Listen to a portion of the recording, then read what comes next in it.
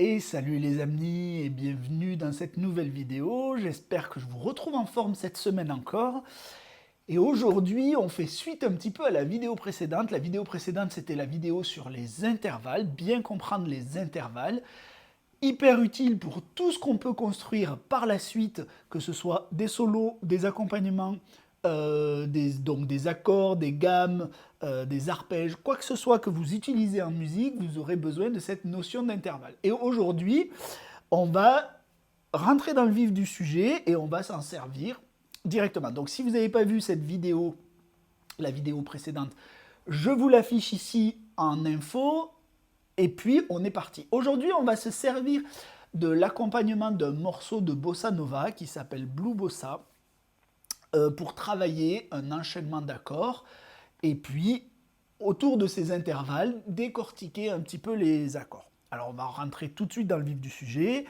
Je ne sais pas si on pourra aller au bout du morceau, sinon je le ferai en 2 vidéos, ça peut être un peu long. En tout cas, je vais essayer de vous expliquer le mieux possible tous les accords. Donc ce morceau est en tonalité de Do mineur et va commencer donc par un premier accord qui est un accord de Do mineur 9. Do mineur 9. Je vous rappelle, je vous l'ai dit dans la vidéo précédente, mais je vous rappelle que lorsque on a un enrichissement de 9e ici, vous n'oubliez pas qu'il est sous-entendu que l'accord comporte une 7e. Donc l'accord devrait s'appeler Do mineur 7, 9. Il s'appelle Do mineur 9 pour raccourcir un peu le nom de l'accord, mais nous on sait que dès qu'il y a un enrichissement, il y a une 7e. Donc notre accord c'est Do mineur 7, 9. Alors comment on va faire cette forme d'accord? Alors je vous rappelle que dans la formation, le fichier joint à cette vidéo que vous pouvez télécharger sur le site guitaristique.com, vous aurez la partition complète avec les diagrammes d'accords, la tablature au niveau rythmique et toutes mes explications au niveau des accords et de la manière de jouer ça.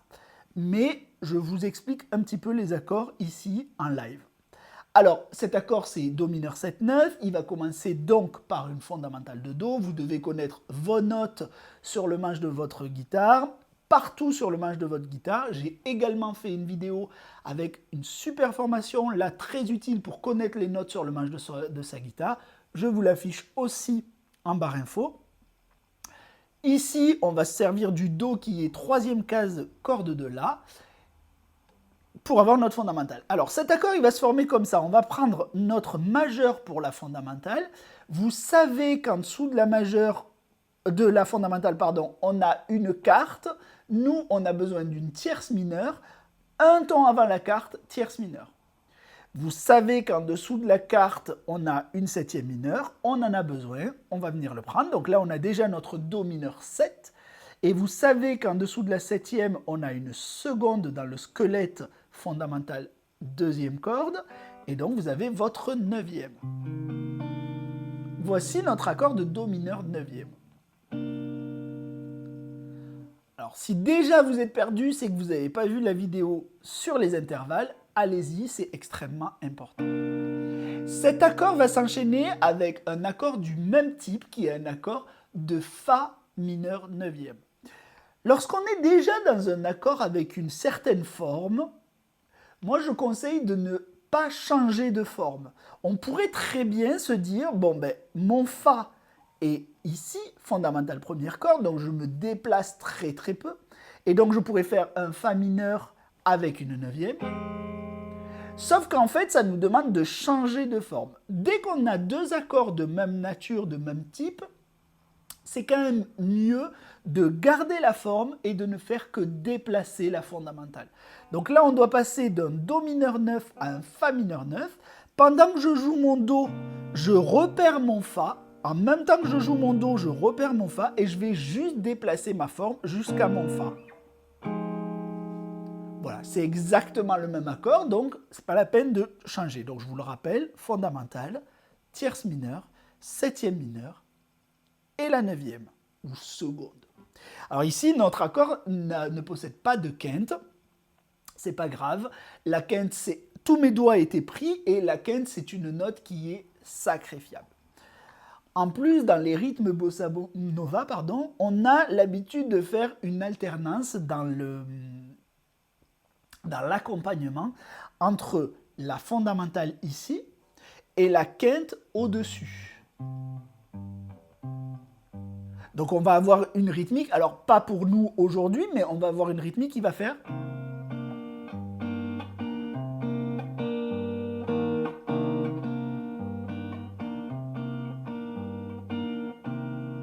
Et vous voyez, donc la quinte sera de toute manière jouée dans l'accompagnement. Donc même si dans notre accord elle n'est pas présente, d'abord c'est pas une note très importante, et même si elle n'est pas présente dans notre accord, elle sera présente dans notre accompagnement. Donc voilà nos deux premiers accords.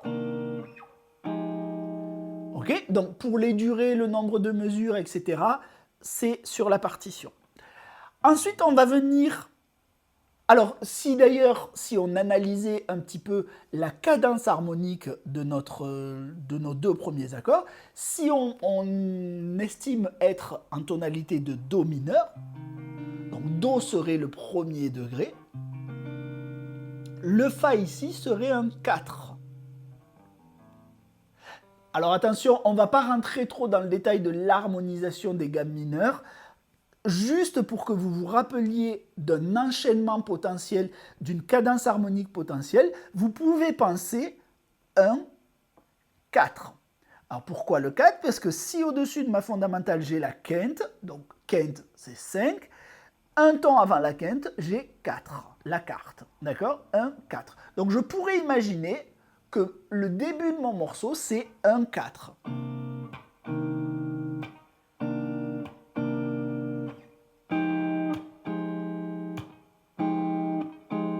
D'accord? Alors même si je ne le joue pas ici, c'est toujours le 4 ici. Ensuite, je vais avoir une deuxième cadence qui va être le 2, 5, 1. 2, 5, 1. Donc le 2 de Do, c'est le Ré. Donc je vais avoir un accord de Ré quelque chose. Le 5 de Do, c'est le Sol. Je vais avoir un accord de Sol quelque chose. Et le 1, c'est le Do. D'accord? Donc je vais avoir Ré, Sol, Do. 2, 5, 1. Attention, c'est un 2, 5, 1 mineur, donc les natures d'accords, je vais vous les donner tout de suite. Pour le 2, on va avoir un accord mineur 7 quinte bémol, un accord qu'on appelle demi-diminué. Donc, accord mineur 7 quinte bémol, l'accord est mineur, d'accord? Fondamental tierce mineure. Il est septième mineur 7, et il a la particularité d'avoir une quinte bémol, une quinte diminuée. Ok, on va faire ça. Donc, mon 2 c'est Ré. Je prends la fondamentale qui est ici, un ton après le Do. Ensuite, il me faut... Alors, je vais vous les donner dans l'ordre où poser les doigts, plutôt que... je ne vais pas vous dire fondamentale, tierce, quinte et septième. Je vais vous donner dans l'ordre logique des doigts posés de l'accord. Donc, ma fondamentale.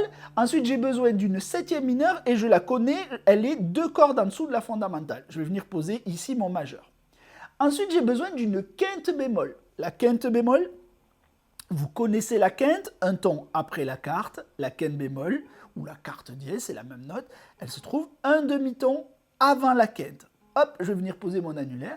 Et la tierce mineure se trouve un demi-ton après la seconde. D'accord? Donc dans votre squelette, vous savez, fondamentale, quarte, nous on veut quinte bémol, un demi-ton après. Septième mineure, nous c'est ce qu'on voulait, on la prend. Seconde, nous on veut une tierce mineure, un demi-ton après. Donc voici notre accord. C'est une espèce de petit cube en 3D, moi c'est comme ça que je le vois. Voici notre accord.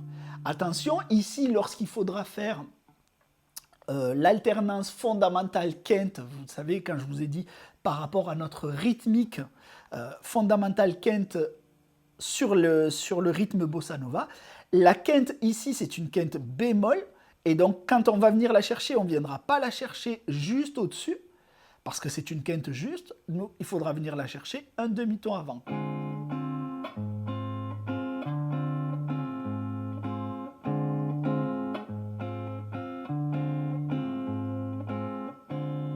Ok, ça c'est très important, parce que si vous venez jouer une quinte juste, ça sera une fausse note.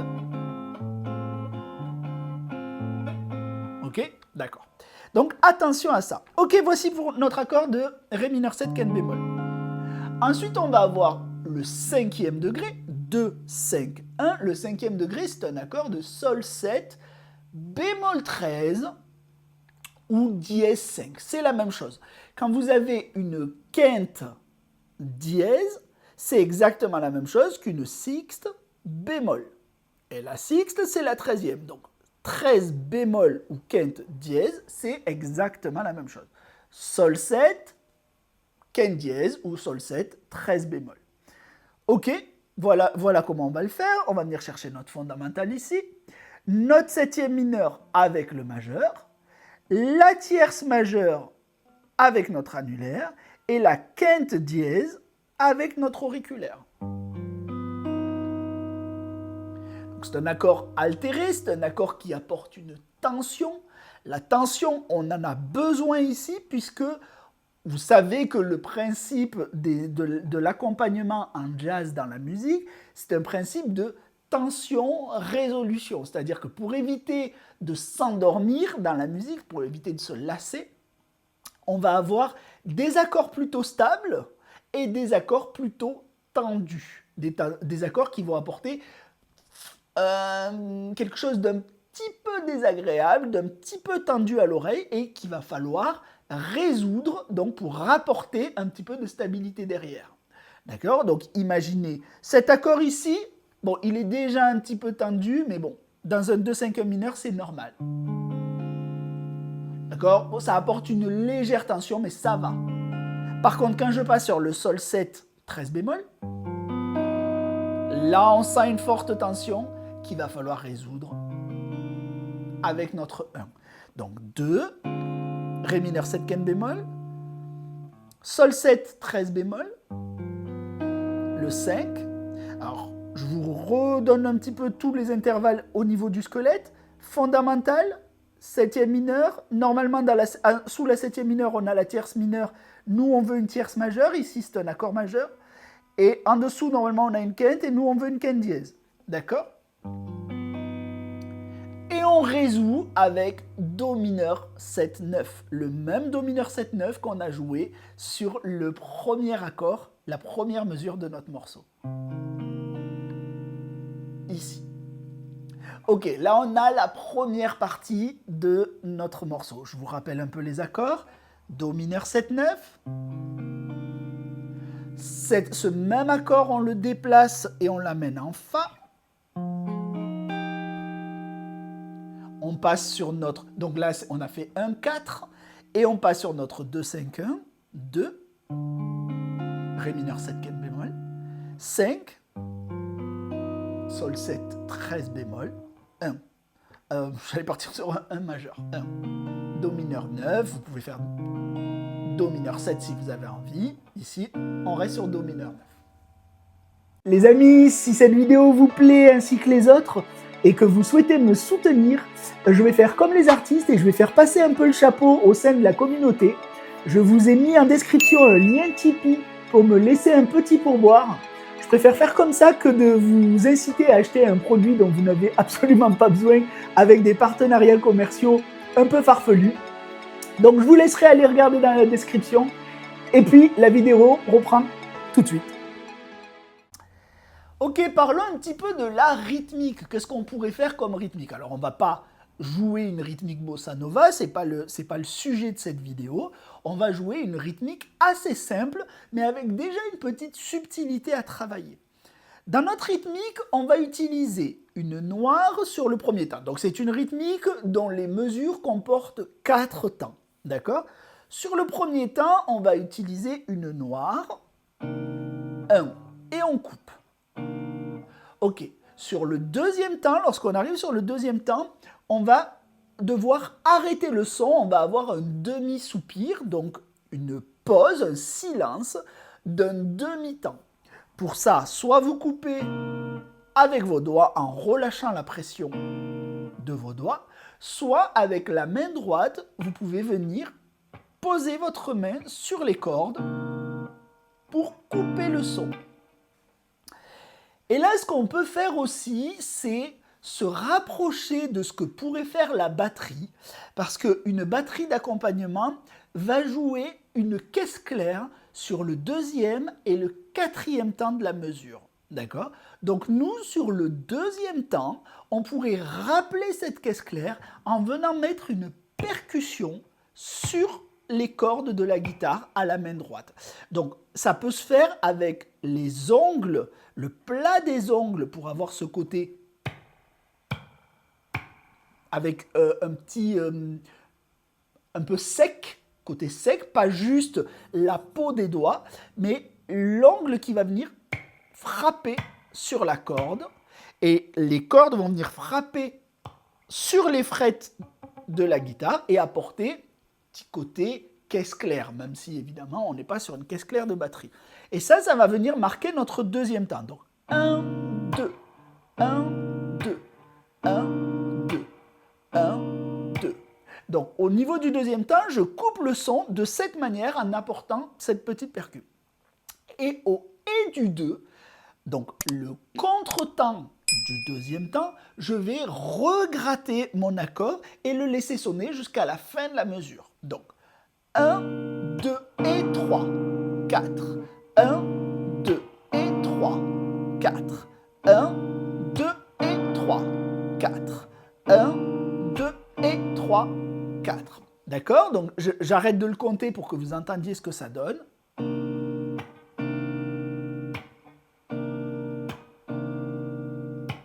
Alors là, vous avez vu, je remets ma percu sur le 4 par habitude. Sur la partition, on ne demande pas de remettre un silence sur le 4. Donc je devrais aller jusqu'au bout.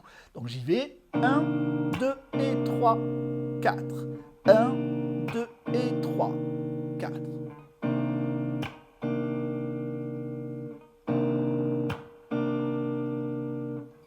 Ok, voilà. Voilà le rythme qu'on va utiliser tout le long. Donc, je vous joue le morceau, la partie du morceau qu'on vient de décortiquer un petit peu. Voilà, ben, je vous le joue. 1, 2, 3, 4.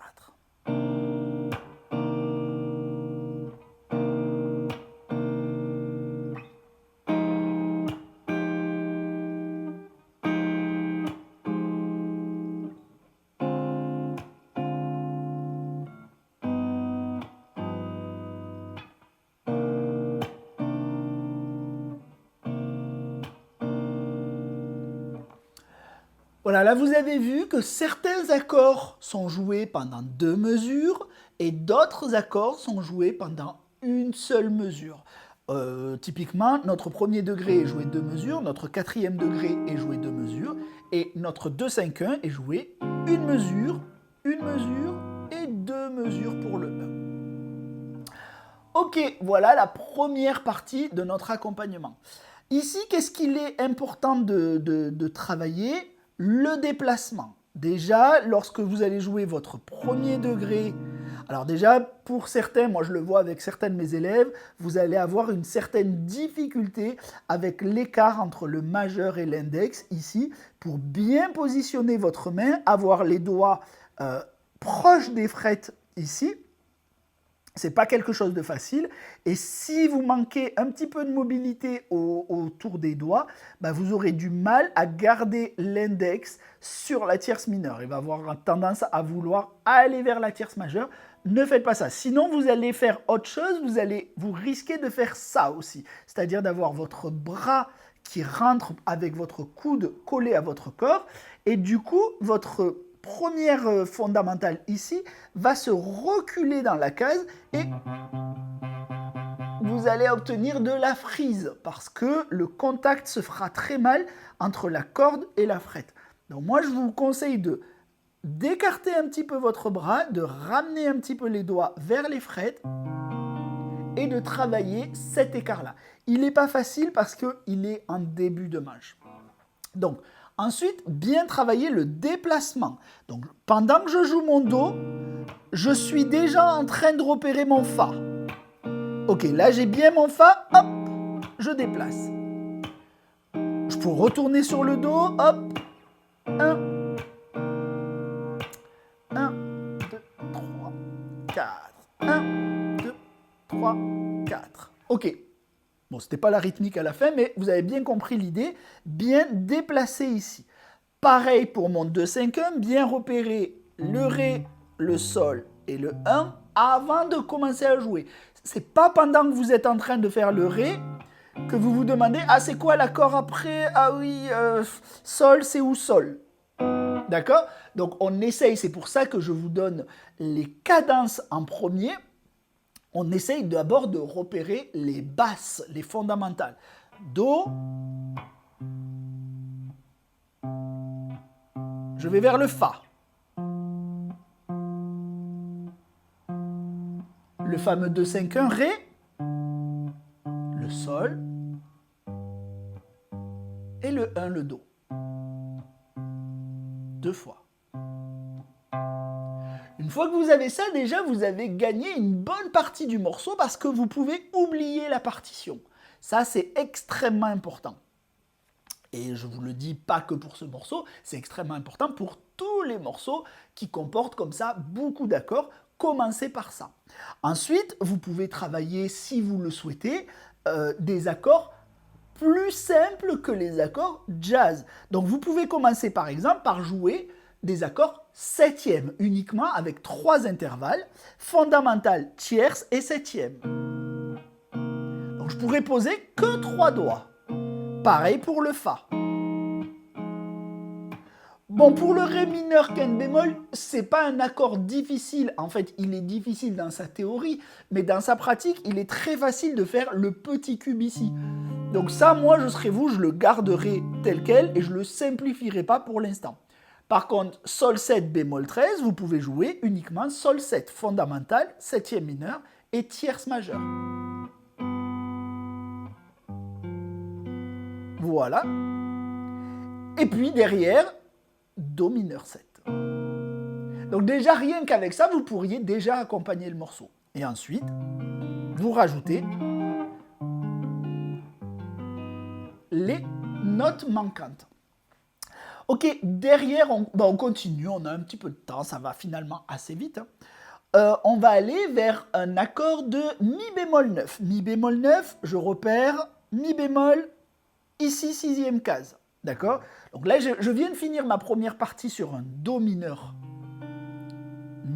Do mineur 9, et je dois aller vers un Mi bémol mineur 9. Donc, même nature d'accord, je ne change pas la forme, je viens le chercher directement à la 6e case. Donc, je vous rappelle que le Fa était ici à la 8e case, le Mi bémol est à la 6e case. Cet accord, je vais l'enchaîner avec un La bémol 7, 13. Donc c'est pareil, c'est toujours, là je suis en train de faire un 2-5-1 majeur. 2-5-1 majeur en Ré bémol. Ok, nouvelle cadence. Ok, je vous réexplique pour que vous compreniez bien. On est maintenant, on vient de finir toute la première partie. La première partie c'était 1, 4, 2, 5, 1 mineur. On réenchaîne la deuxième partie avec un 2-5-1 majeur, cette fois-ci, en Ré bémol. D'accord? 2-5-1 majeur en Ré bémol.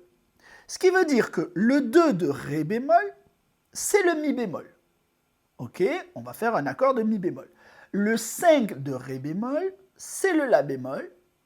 Et le 1 de Ré bémol, c'est le Ré bémol. Ici, on est sur un 2-5-1 majeur. Donc, je vais devoir jouer Mi bémol, La bémol, Ré bémol.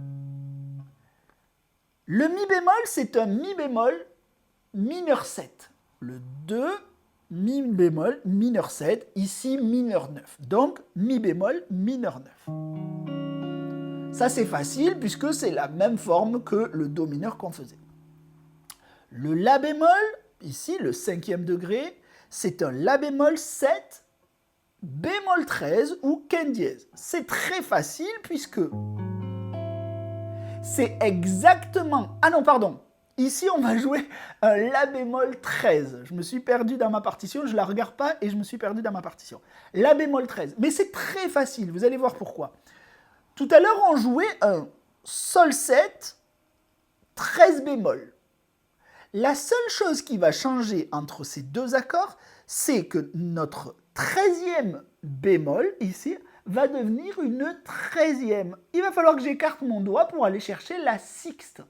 Moi, je connais la quinte dans le squelette de mon accord, je vous le rappelle, fondamentale, quarte, septième mineur, tierce mineure, quinte. Donc, je connais la quinte et je veux une sixte, une 13e. 6 plus 7 égale 13. Ce que je vais faire, c'est que je vais aller la chercher un ton plus loin. Donc, je garde la forme que j'avais tout à l'heure, avec mon 13 bémol, et je veux une 13e, j'écarte mon doigt. Sauf que mon accord, c'est pas un sol, mais c'est un la bémol ou un sol dièse, peu importe. Donc je vais avancer tout ça d'un demi-ton. Sol, la bémol 7, 13. Ok? Donc mon 2, c'était un mi bémol mineur 7, 9. Mon 5, la bémol 7, 13. Et le 1, quand on est dans un 2-5-1 majeur, bah c'est un accord majeur septième. Donc je vais jouer mon Ré bémol, majeur septième. On pourrait jouer majeur 9. Majeur septième. Alors, il y a quoi dans cet accord? Comment on peut le décortiquer? Fondamental, on est OK. En dessous de la fondamentale, normalement, on a une carte dans le squelette. Un ton plus loin, la quinte. Elle est ici. Normalement, en dessous, on a la septième mineure. Nous, on veut une septième majeure. D'accord? Ici. Et ici, on a la tierce majeure, un ton après la seconde. Ok? Voici notre forme. Donc, 2, 5, 1 majeur en Ré bémol. Le 2, mi bémol mineur 9, mineur 7, 9. Le 5, la bémol 7, 13, et le 1, Do majeur septième. Et là, nos accords vont durer une mesure chacun, sauf le Ré bémol, qui va durer 2 mesures. Donc, ce qui va me donner...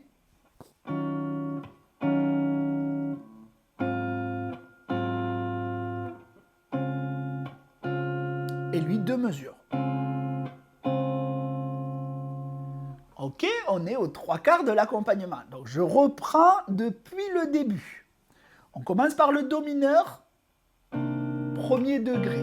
On va jouer 2 mesures. Le 4e degré, Fa. 2, 5, 1, 2, 5 bémol 13 et 1, Do mineur.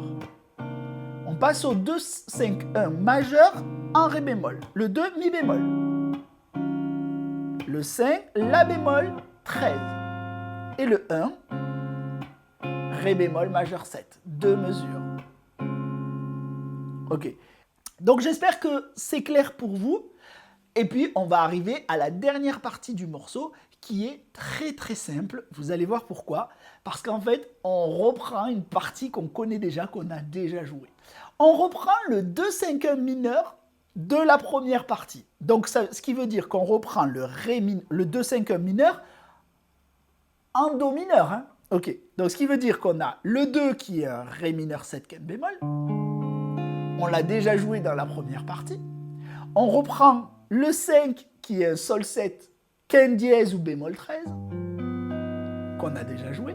On reprend le Do mineur 1. Et pour relancer la grille, plutôt que de jouer le Do mineur sur 2 mesures, on va le jouer que sur une mesure. Et on va revenir encore une fois sur le Sol 7 13 bémol ou quinte dièse, peu importe, pour pouvoir relancer la grille avec le Do mineur. Donc le premier degré de notre morceau, recommencer la partition. Ce qui veut dire qu'on refait un 2-5-1, 2, 5, 1, 5, et on recommence. 1. Ok? Pas plus compliqué que ça. Dernière partie, je vous la joue une fois. 2, 5, 1, 5. Et on peut repartir. Da, da, da, da, da, da, da, da, da, Vous connaissez ce morceau, hein? C'est vrai que je vous ai même pas parlé du thème, mais c'est forcément un morceau que vous connaissez. On l'étudiera le thème, on va étudier un thème sur ce morceau. Ça va être super intéressant de le faire pour pouvoir comprendre pourquoi les notes fonctionnent sur les accords. Mais déjà, l'idéal pour vous, et je vous encourage à le faire, c'est de bien apprendre l'accompagnement pour que lorsqu'on apprend le thème, on comprenne ce qui s'est passé. Alors je sais que je ne me rends pas service en faisant ça parce que par rapport à ce qui se passe sur YouTube, à l'algorithme YouTube, les vidéos sont proposées à de nouvelles personnes et les personnes qui arrivent sur une nouvelle vidéo n'ont pas forcément vu les précédentes. J'ai beau vous expliquer que la vidéo fait suite à une autre, j'ai beau vous expliquer que vous avez besoin de telle vidéo sur les intervalles, telle vidéo sur les notes, telle vidéo sur la formation des accords, les gens sont malheureusement un peu flemmards, assistés, je ne sais pas comment dire parce que je ne veux pas être trop négatif et en plus, je ne veux pas faire de généralité, c'est pas vrai pour tout le monde, mais c'est ce que je vois, ce que je remarque, même parmi mes élèves, hein, malheureusement, c'est que la plupart des gens ne vont pas faire l'effort d'aller voir les autres vidéos et donc vont arriver sur cette vidéo et se dire « Oh là là, c'est trop compliqué, les intervalles, j'y comprends rien », alors qu'ils auraient très très bien compris. Moi, je suis prof de musique et prof de musique, ça sous-entend donner les outils aux gens d'avancer. Alors c'est sûr que si vous arrivez sur une vidéo où il y a déjà des notions un peu avancées et que vous n'avez pas les bases, vous êtes un peu perdu. Mais j'allais dire, en quelque sorte, c'est votre problème parce que moi, ce que je vous demande, c'est de vous rendre service et de suivre les étapes pour pouvoir avancer. Donc d'aller voir les vidéos qui ont attrait à la base de ce qu'on est en train de raconter ici.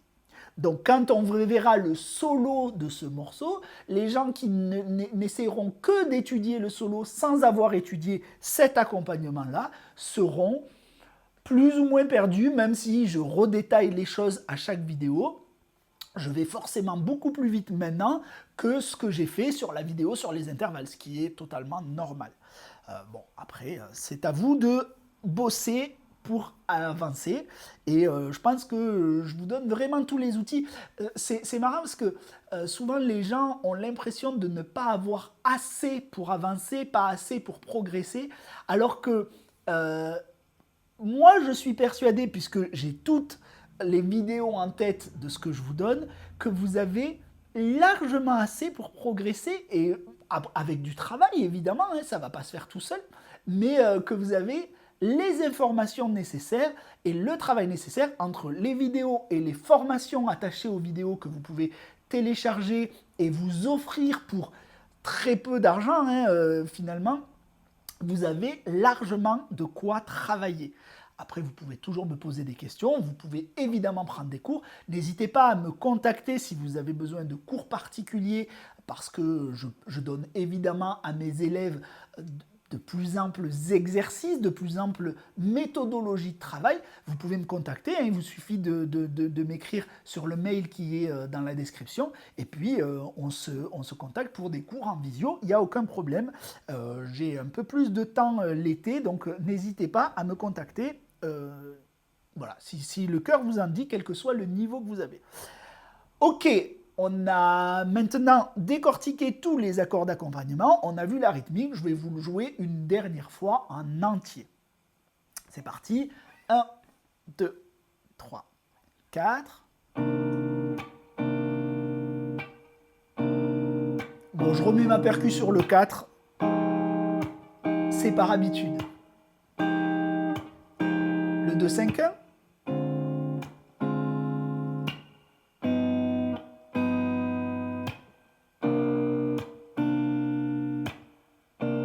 Je passe au mi bémol.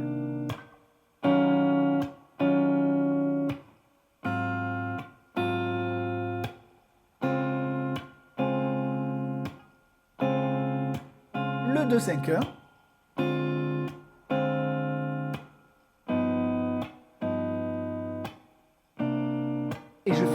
5.